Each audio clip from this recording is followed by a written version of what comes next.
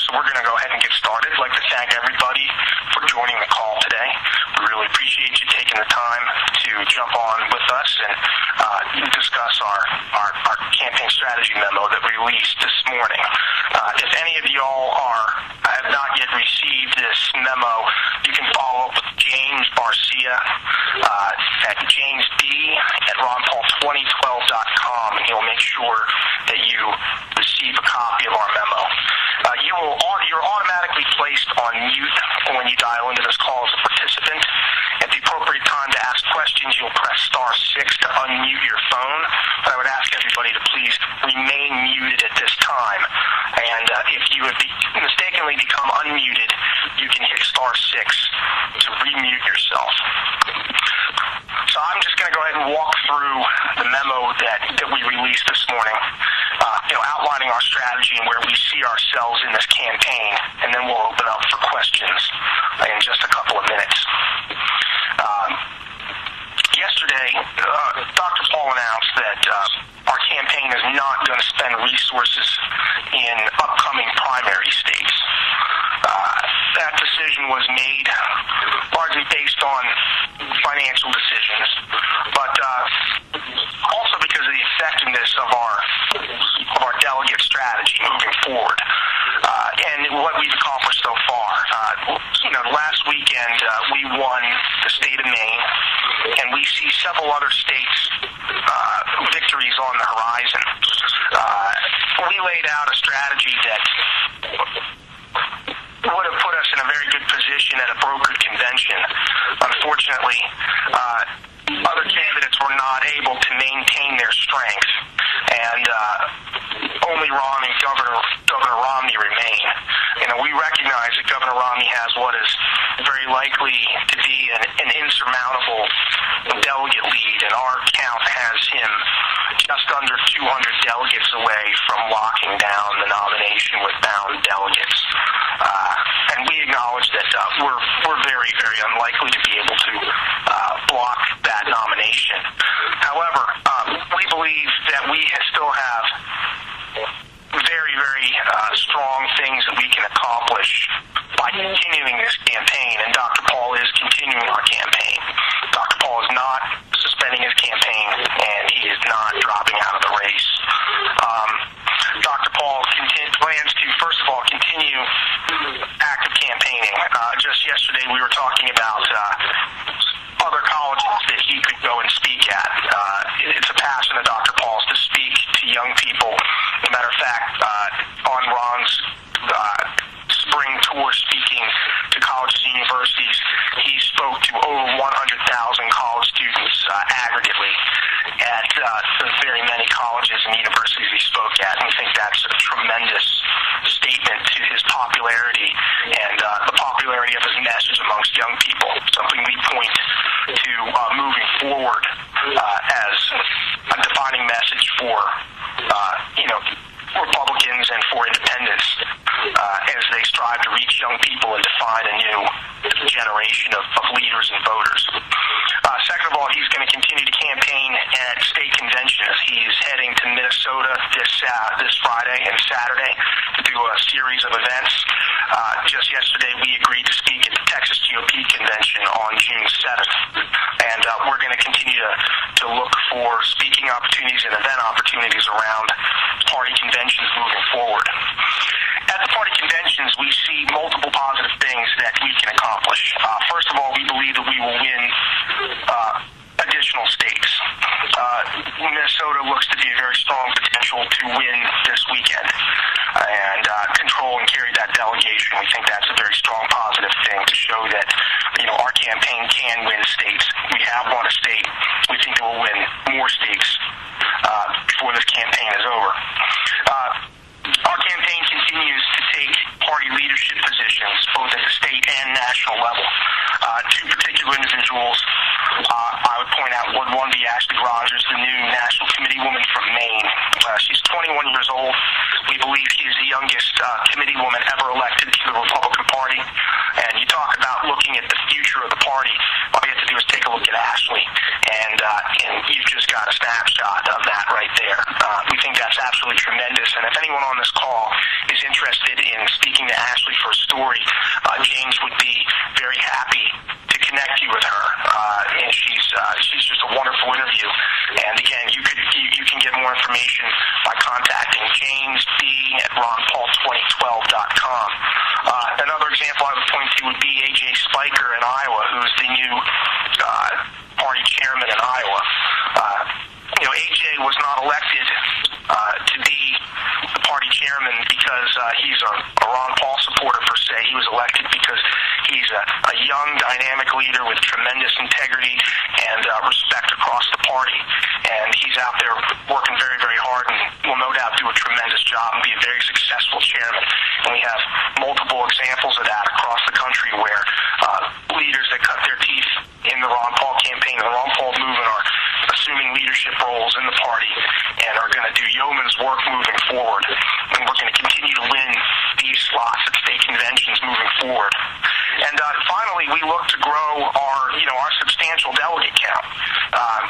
This is very relevant. Again, we think that we're going to win additional states, and we're going to do very well in locking down delegate positions for Dr. Paul in states where they will be bound to Governor Romney, but will still be supporters of Dr. Paul and supporters of the message. And we think that's very, very substantial, too. We believe we'll head into Tampa with several hundred bound delegates and hundreds more delegates and alternates that are bound to Governor Romney on the first ballot, but are supporters of Dr. Paul and supporters of the message of real individual liberty and limited government. At the convention, it is our goal to roll into the convention again with a strong delegation. First of all, we believe that having hundreds of supporters there sends a very, very strong message that we're here, our supporters are here, we're positive, respectful, we are emphasizing decorum, and we are going to do everything in our power to make sure to work with our supporters to make sure that this decorum and respect are the name of the game, that dominates our playbook. But we're going to respectfully show that our people are here and that we're the way of the future, and we're here to work with people, we're here to play ball, but we believe in very, very specific things, and that we're going to continue to fight for our ideas, and that moving forward, we're going to continue to become an even stronger voice in the party. There are also some other very positive things that we can do at the convention. First of all, we have been in contact with Governor Romney's campaign talking about platform issues. And first of all, I'd like to thank them for the respect that they've shown us in addressing these issues.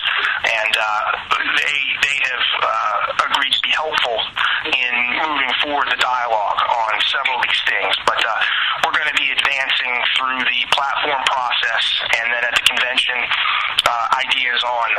platform ideas on Fed transparency, Fed accountability, monetary policy reform, prohibitions on indefinite detention, and a plank on internet freedom, trying to establish the Republican Party as the party of market-based solutions to internet problems. And we think that's very, very positive, very important. Finally, we want our people to go and participate in the process to be able to vote on the rules for the next 4 years. And by creating a favorable rules environment, our people can set the stage for other liberty candidates at all different levels to be able to rise in the Republican Party, win elected positions, win leadership positions in the party, and begin to advance our movement and continue to advance our movement and our ideas. One other point I'd like to reemphasize is that at the various state conventions moving forward and the national convention in Tampa, we plan to work very, very hard. We're going to have a professional ID turnout program. We're going to continue to spend resources, move Dr. Paul around to speak. We're going to we're going to get after it really hard, but we're also going to emphasize decorum and respect.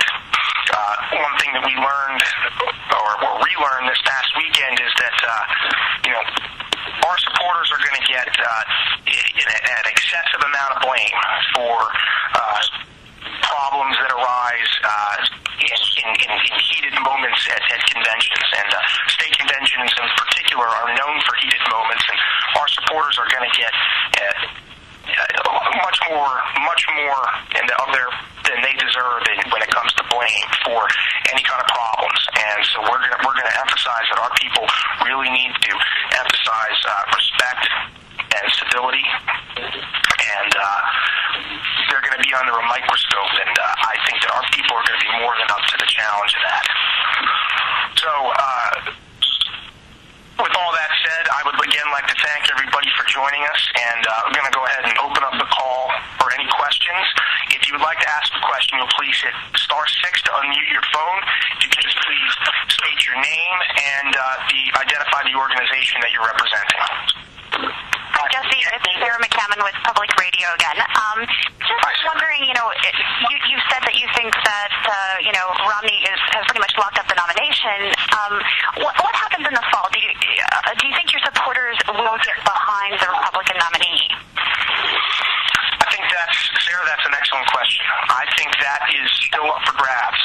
I think that a lot of that is going to be determined by what plays out in the next several months. Up through Tampa. I think that in a lot of ways, the ball is in the court of the Republican Party and the court of Mitt Romney. We're coming forward and we're bringing forward an attitude of respect, and we're also bringing forward some very specific things that we believe in. Our people want to be respected in return, and if our people are treated with respect, if their ideas are embraced and treated seriously and treated with respect, I think the Republican Party has a very good chance to pick up a substantial number of their votes. On the flip side, if they're treated, I guess, largely like they were in 2008, I think a lot of people are gonna stay home. A lot of people are gonna sit on their hands. So, just again to repeat, I think that is still very much up in play. I think a lot of that is going to be determined by what plays out in the next several months and through the national convention in Tampa. Hey, Jesse, this is Jackie Cassanders with USA Today. I just want to follow up on that. Hey, is there any point where Congressman Paul will endorse Mitt Romney? At this point, that's still premature because Dr. Paul is still a candidate. I would never say never. I do not believe that is likely. But we don't deal in absolutes and close everything out. Dr. Paul is willing to listen and willing to have conversations and willing to enter anything with an open mind. Hey, Jesse, Alex Mathis from the Daily Caller. Hey, Alex. On that topic of having an open mind, do you think any chance later on down the road that Dr. Paul would have a conversation with Gary Johnson about perhaps getting behind him and helping him out? No, there's no chance of that. Hey, Jesse, Anthony Terrell, NBC News. Hey, Anthony. Hey, man. So you said the platform you're going to try to influence is on the Fed, indefinite detention, and on internet freedom. What about foreign policy? That seemed to be a big topic for Dr. Paul in the campaign, and I'm surprised not to hear that foreign policy is included on this platform that Dr. Paul wants to influence in the Republican Party. Is that going to be something he's going to push? We've talked about that, trying to bring forward a platform for. We're going to pursue something through the platform on constitutional war, declaring that only war is declared by the Congress. We do see the indefinite detention under the National Defense Authorization Act as being a foreign policy related item. Hey, Jesse, this is Carly Gray from BuzzFeed. I'm good. Thank you for doing the call. You said that Governor Romney has agreed to be helpful moving forward the dialogue and several of the issues that you want on the platform. Can you explain the specifics about how the Romney campaign has agreed to help out? Oh, it's nothing too complicated. We've had a couple of conference calls, and we've laid forward what we're going to be looking to do. They've agreed to take a look at some language and talk about what what they could support and what they could get behind. The platform it's a little complicated. You know, the party controls it, but the candidate has to own it. So there's a certain dynamic there where, you know, we need to work through the party, but we also have to, you know, out of respect, we're going to be open with the Romney campaign about what we're talking to the party about. You know, we're committed to doing that. We've always had a very civil, professional, genteel relationship with the Romney campaign, and we've appreciated that. So, you know, we're gonna let them know, you know, what we're advancing and offer them the opportunity to comment on the language that they would be comfortable with. Hey, Jesse, John Wardale. I'm sorry, John? Yeah, John Ward here, Down Infos. Yeah, so you said that it's important that your ideas be treated seriously and with respect. Can you get a little bit more specific about what that means? Does that just mean the way in which they interact with you, or does it mean something tangible? And to follow on Anthony's point, why nothing on the sides of government or spending? Spending is a very, very complicated issue to deal with in the platform. You know, we've been told that the party is going to largely embrace Paul Ryan, the Ryan plan, which of course isn't as strong as we'd like, but it's a start. It's a dialogue in the right direction. The monetary issue is an extremely key issue to us. If we see that as a linchpin to everything. If we can't control the size and the rate that the monetary unit is increased or debased, then really no other problems can be solved. So we see that as a real linchpin to solving all of our problems. So that is the core issue at which we want to go after. We do think that emphasizing opposition to indefinite detention is a very, very important statement for the Republican Party to make. And then finally, I would also say that you know, we see the internet as you know, as one of the big keys to all future innovation, and being able to insert something into the platform that says the Republican Party will be the party of market-based solutions rather than the party that treats the internet as a common good to be dispersed by the government like a utility is very, very important and does really speak to the size and scope of government. Hey, Jesse. LSNewsGroup.com out of Chicago. I'm covering a couple of Dr. Paul's campaign rallies in Madison and the University of Illinois. It's a large influx of college students. The youth vote seems to be around Congressman Paul. If he is not the GOP nominee and Governor Romney is, what is Paul's message to the youth vote? A lot of the youth vote, from me speaking to them, may not be interested in Governor Romney or President Obama. So what is Congressman Paul's message to the youth vote if he is not the GOP nominee? You know, again, I believe that is still largely to be determined. I think you're right. I think both candidates face a problem with youth support. If Republicans and Governor Romney really decide to rally behind a lot of Dr. Paul's ideals, then he's going to have a chance to excite them and pick some of them up. If they fail to do that, I think they're going to have a major problem with, both parties will have a major problem with youth turnout in the fall. Hey, Jesse. Alana Rocha with YN in Austin, Texas. Hey, Jesse. How are you? I'm good. I was calling to see, or wanting to see if this shift in the campaign focus will impact the congressman's role or speaking role at the convention in Tampa. We have not discussed that yet. There have been no discussions about whether Ron would speak or not speak. Brian Montopoli here at CBS News. How's it going? Hey, Brian, how are you? I'm good. Are you guys, when you talk about rule changes that you're trying to vote in, can you explain to me exactly how you want to change the rules to benefit what you call liberty candidates? And then is it something that would affect a presidential race in 2016, possibly for, say, Rand Paul? Boy, it's too early to speculate about 2016 presidential races, and I'm not just saying that to be coy. We don't know where the environment is. There are a whole bunch of rather obscure, abstruse rules that we want to take a look at and will come up. And also probably some rules that will try to be pushed that we'd want to vote down. This is getting pretty deep in the weeds, and Brian, I'm not trying to duck your question, but I'd be happy to get into this with you offline. Partly, I'm not 100% equipped or prepared to dive real deep on that, and then also diving real deep on a conference call is just difficult. But again, I would be happy to dive into this more with you offline. All right, Tom.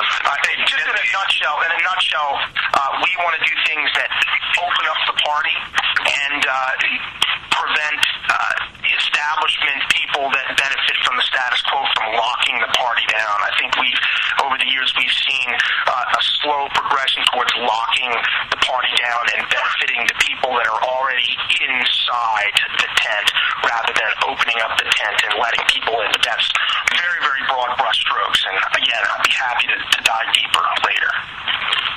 Jesse, baseball article from Slate Magazine. Quickly, you rolled out a Ron endorsement of Gary Johnson.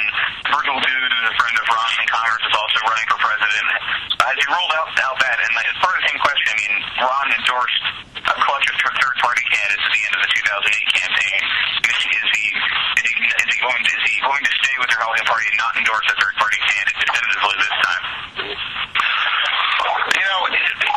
It's too early to say anything definitively. I'd say it's extremely unlikely he'd endorse outside of the Republican Party. But again, there's still some things to be determined here. If he and his supporters, he doesn't care about how he's personally treated very much. But if his supporters are treated very poorly, that could push him to do some different things. At this point in time, I'd say that's extremely unlikely. Jesse, Brian Benton here. As you know, yesterday's announcement was universally interpreted as Ron Paul drops out of a race. Were you anticipating that reaction, and what was your point in making yesterday's announcement? I dispute a little that it was universally interpreted. Some people got it right, some people didn't. Probably a few more got it wrong than got it right, but I wasn't. I wish I could say I was completely surprised. I was perhaps a little frustrated. It is what it is. But then again, I am grateful to everybody that is on this call today and is hopefully going to get into the news cycle. What we've discussed and talked about today. So it's some of the headlines about how he totally dropped out were frustrating, but we're working to clarify that here. Hey, Jesse, it's Lisa from CNN. I'm sorry if I missed this. Can you go over how many delegates you know that you have, that your supporters, how many of your supporters have one delegate spot? We don't give our exact delegate count, but at this point in time, we believe we have over 100 bound delegates and over 200 delegates that are bound to Romney for our supporters. We believe we can substantially grow those numbers, and that's not including alternates. Thanks, Jesse. It's Kathy Gray with the Detroit Free Press. With the campaign being in Minnesota this weekend, Michigan's convention is this weekend also. Any plans to have any presence here? No, we do not plan to go to Michigan. I think our campaign is not officially backing any action at the Michigan convention, although I do think we have a good group of grassroots supporters that are going to be attending and hopefully being very effective while, again, keeping a good level of decorum and professionalism. Okay, thanks. Jesse, this is Grace Weiler from Business Insider. Hey, Grace. Hey, are you guys doing anything to make sure that your supporters don't feel abandoned by your decision to stop campaigning? And as a follow-up, what are your fundraising expectations going forward and for your May 17th money bomb? Well, our expectations for our May 17th money bomb are not particularly high. We have not promoted or pushed it at all yet. We're convention and appeal, very frankly, and lay out, as we've been trying to lay out for the past month, that our focus is going to be on conventions, and that we do need to continue to fund our convention and delegate efforts. Our fundraising has remained very strong. We've had our mail program and our internet program has continued to keep the cash in the coffers that we need to continue to operate our program, and we're very, very grateful for that. I hope that by being so open and laying out our strategy as we did today in this memo that we shared with the press, and again, a slightly different format with our entire supporter list, we hope that keeps our supporters from feeling abandoned. That was one thing that was weighed very heavily on Dr. Paul as he was making the decision to announce that he was backing off on primary states on Monday. We do hear from so many wonderful people in New Mexico and New Jersey and Texas and California about their desire to keep on working. And that was why part of his message on Monday was letting them know that, the campaign is continuing to go on. I'm going to continue to work, and we can continue to accomplish some great things. And I encourage you to continue to work very hard on the primaries in your states at the grassroots level, particularly to back the local candidates and state candidates that are running that deserve and need your help. Jesse, on the road against the wine men. Jesse, I was curious, interviewing some of the young Republicans on the University of Texas campus a few weeks back, they were planning a May 19th rally on the campus, expecting as many as 10,000 people.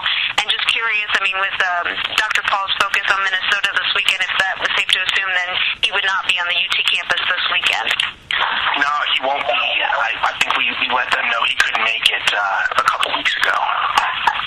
Thank you. This is Ben from KUT in Austin. Do you all have any specific goals for the Republican convention down here in Texas? Number of delegates selected, or passage of stuff on the committee there? No, we don't have any specific goals. I believe we will have more than 30% of the delegates at the state convention will be supporters of Dr. Paul.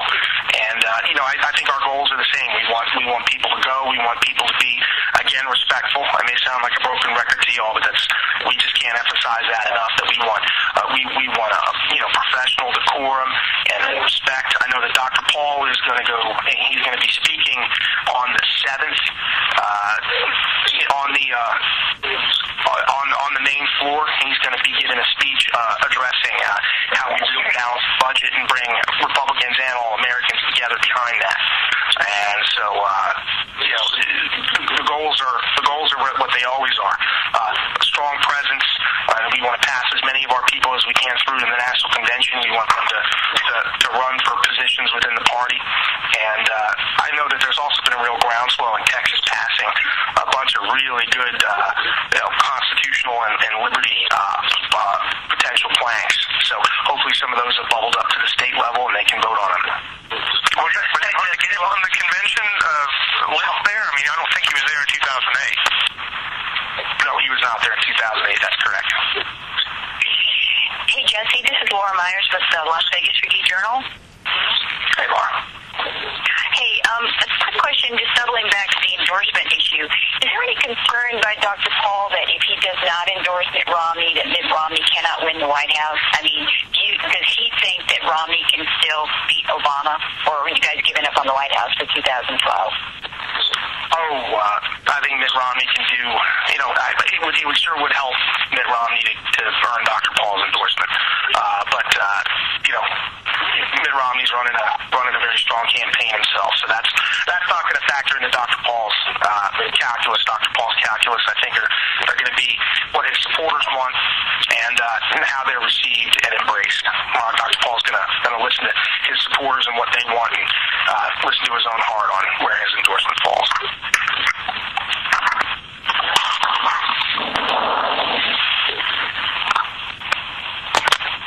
Jesse, real quick, what other states you said you think you can get a majority in Minnesota?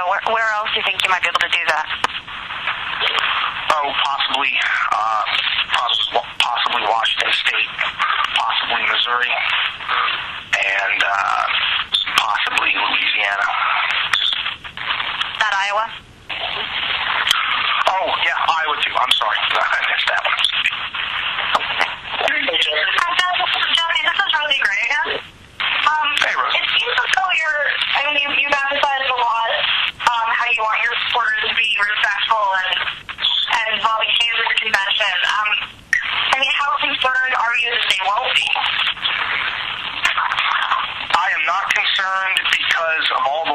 we're committed to putting in, and because I just know how good and decent our supporters are. I think that they're getting it, that they're getting a hyper amount of attention and scrutiny, and that they're going to bear an excessive amount of blame for problems. So I am very confident that there will be no problem. First of all, because of the inherent decency of our supporters, and then also because of our commitment and Dr. Paul's commitment to working very hard to make sure that doesn't happen. Hey, Jesse. Jason Ball at ABC News. Hey, Jason. I'm curious what role Rand Paul will play in the next 6 months of the campaign.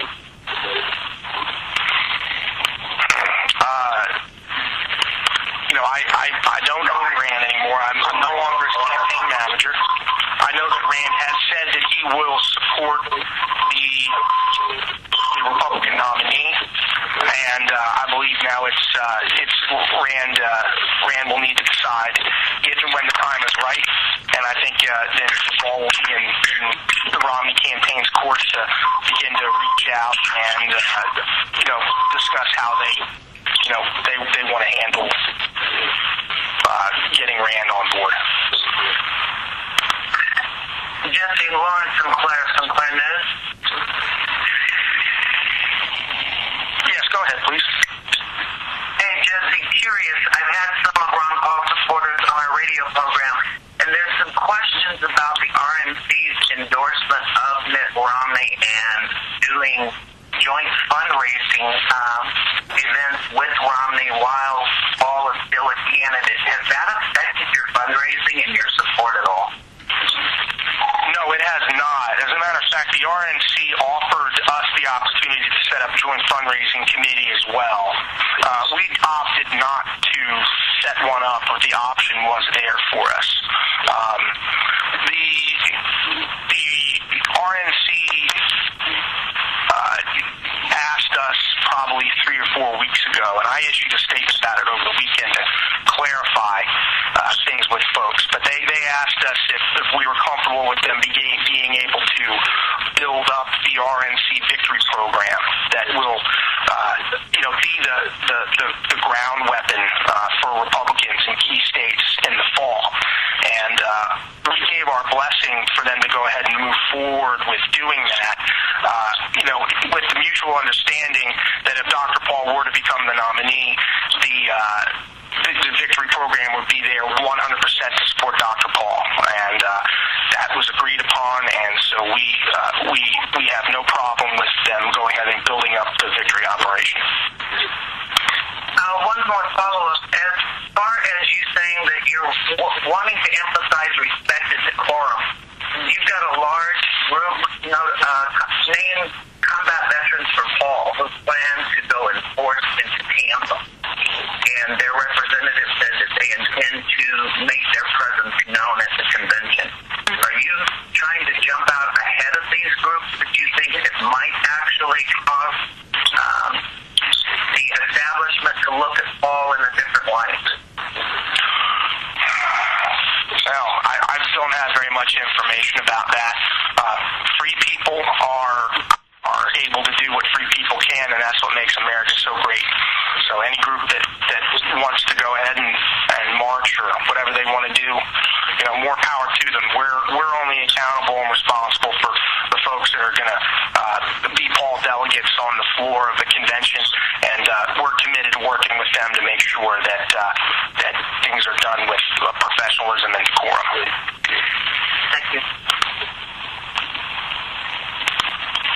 Jesse, Grace Weiler from Business Insider again. Just one quick follow-up to that. Why turn down the RNC's offer to do joint fundraising? Wouldn't that go with your idea of, taking over the Republican Party? It was a calculated decision that it didn't gain us a whole heck of a lot. I can run down with you offline how a JFC works, but it basically allows us to bank up money that could be used for the general election in an account, and allow our people that have already maxed out to us to, again, give more that could be banked up. We just didn't calculate that it was that it was worthwhile for us to do.